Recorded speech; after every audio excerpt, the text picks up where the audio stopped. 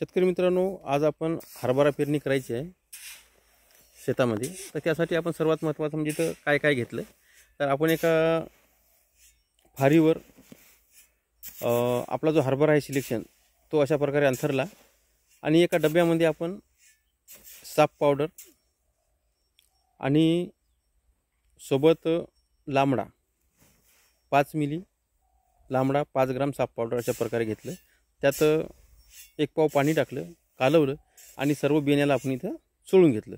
प्रति किलो 5 ग्राम 5 मिली अशा प्रकारे आणि इथं वाळू घातलं। अशा प्रकारे तो पूर्ण वाळलेला आहे, आता पेरणी योग्य झालेला आहे। त्याच्यानंतर आपण काय केलं तर इथं खत घेतलेलं आहे। तर खतामध्ये आपण सर्वात महत्त्वाचं म्हणजे इथं बघा, आपण जे खत आहे तर खत इथं आणलेलं आहे। तर 8-21-21 घेतलेलं आहे आपण इथं खत आणि त्याच्यामध्ये आपण टाकलेलं आहे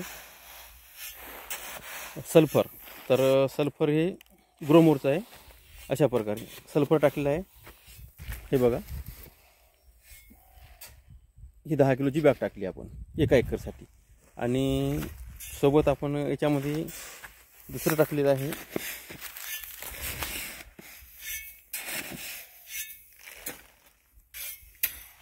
आपण इथं बेस्ट ॲग्रोचा विस्तारा घेतलेला आहे, हुमणी वगैरे लागू नये म्हणून।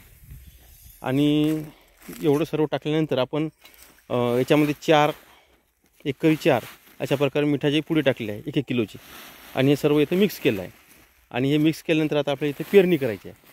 आपलं बघा इथं क्षेत्र आहे, अशा प्रकारे 3.5 एकर क्षेत्र आहे आणि या 3.5 एकरमध्ये आपल्याला आज पेरणी करायची आहे। वखरणी वगैरे सर्व पंजी वखरणी झाली, आता पेरणीसाठी ट्रॅक्टर येणार आहे। तोपर्यंत आपण बीज प्रक्रिया करून घेतली, आहे।